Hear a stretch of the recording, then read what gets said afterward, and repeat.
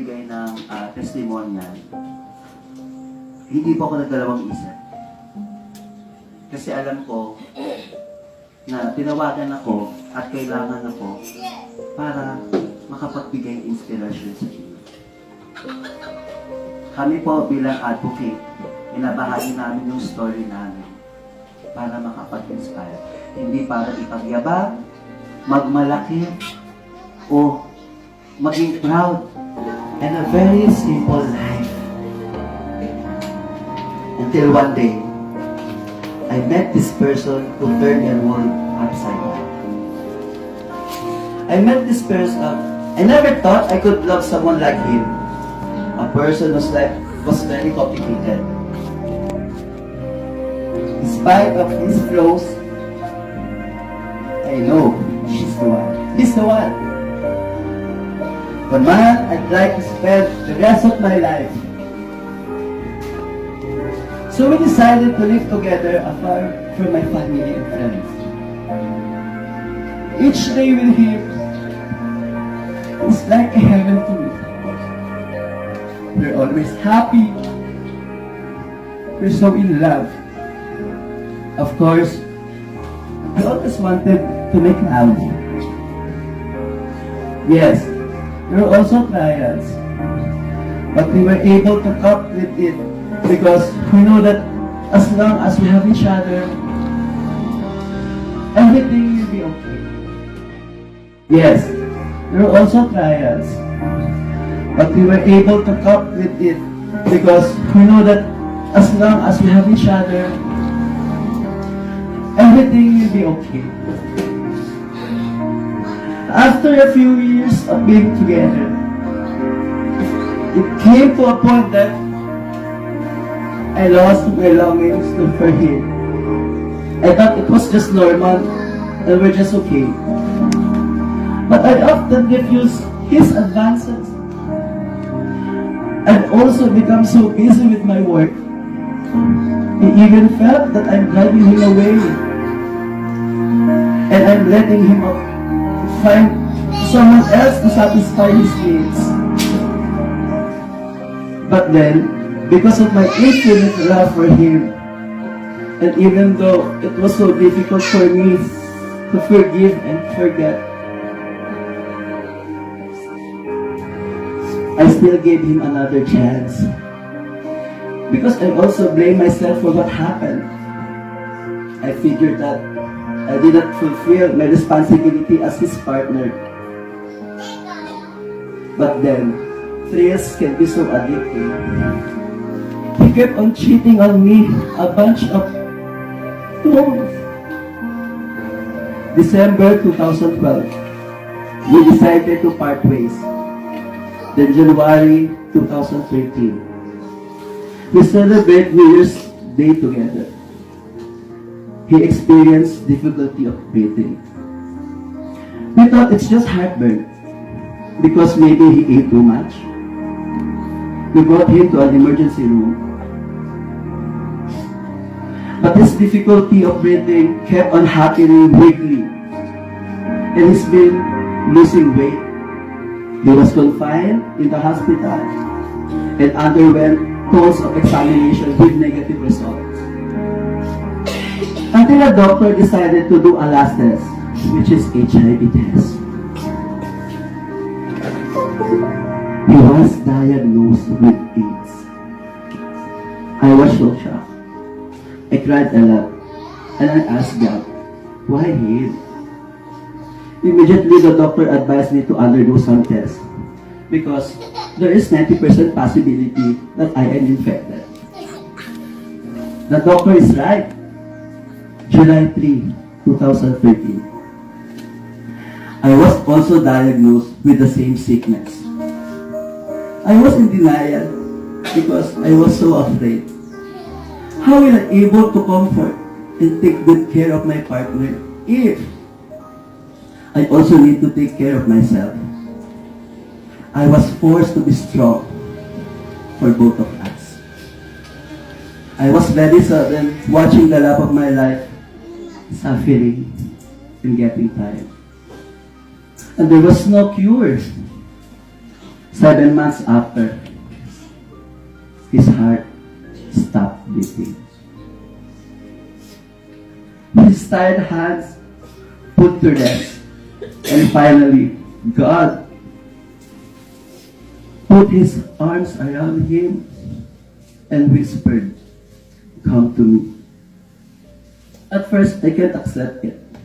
I can't imagine myself without him. And I even wanted to die. It was my downfall, but through the help of and support of my family and friends, whom I wanted to thank for encouraging me to fight and accept, I have a lot of realizations. I started to accept things according to the will of God. Like the death of the man I truly love. My beloved is now with our Creator. Though God broke my heart, but He only proved to me that He only takes the best for me. Now is the time to follow the purpose of God in creating me. I have a mission.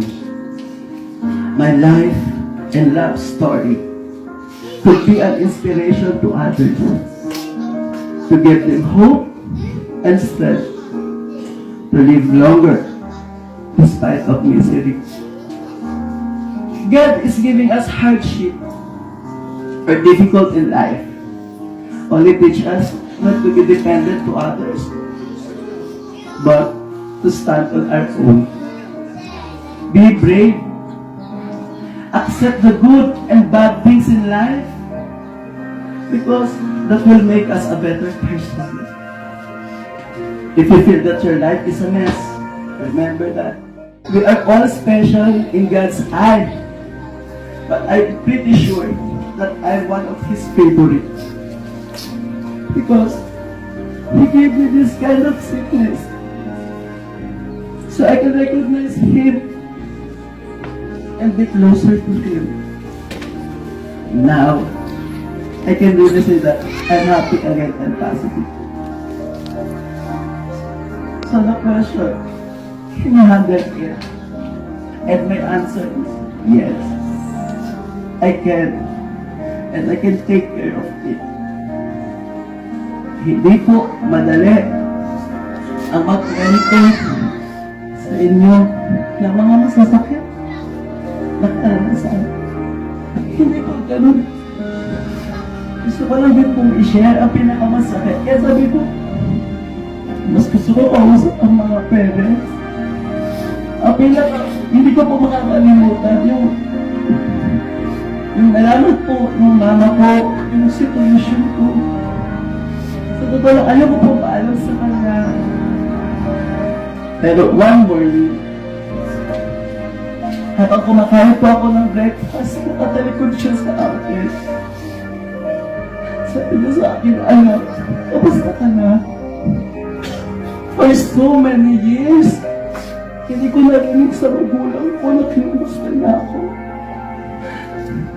Pero on that moment, kinamusta niya ako. Ramdam ko, alam niya. Makikita niya ang hirap ko. Nang kaya sinabi niya sa akin, alam ko na.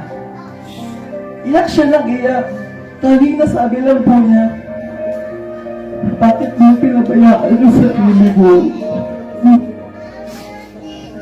Yung oras na yun, gusto ko pong tumayo. Gusto ko po siyang yakapin. Gusto ko pong bumulong na, Ma, nahihirapan ako. Ma, hindi ko na kaya. Ma, tulungan mo ko. Bilang anak, nakita ko po yung hirap ng isang ina,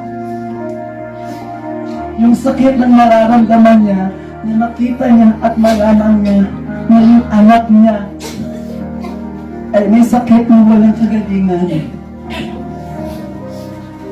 Yung araw na sakit na naramdaman ko, alam ko, bilang ina, triple po yung sakit ng nararamdaman niya.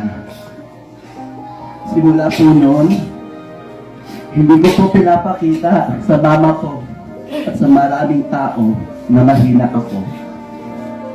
Gusto ko pong patunayan sa inyo, sa magulang ko, lalo na sa mama ko, na lumalaban ako. Kahit po may nararamdaman ako emotionally, physically, kinakaya ko mag-isa. Kasi ayoko na pong may inang iiyak dahil sa sakit. Inang magdurusa dahil nakikita nila na ang anak nila ay nahihirapan. Gabi-gabi po, nakikita ko si mama ko. Active din po siya sa church dahil sa akin. Still, every night, nagdadasal siya. And hoping someday na may madiscover ng cure para sa aming may HIV. Kaya ako po ay lubos na nagpapasalamat sa inyo sa pagtanggap sa amin. Nakikita nyo, okay ako, okay kami. Pero hindi po, ganun kadali ang aming pinagdadaanan. And I'm still longing sa pagmamahal ng isang ina. So dahil malapit na po yung birthday ko, next week, ako dito. Pwede bang humingi ng regalo sa inyo? Pwede po ba mga mami? Pwede ba akong humingi ng yakap, ng hug?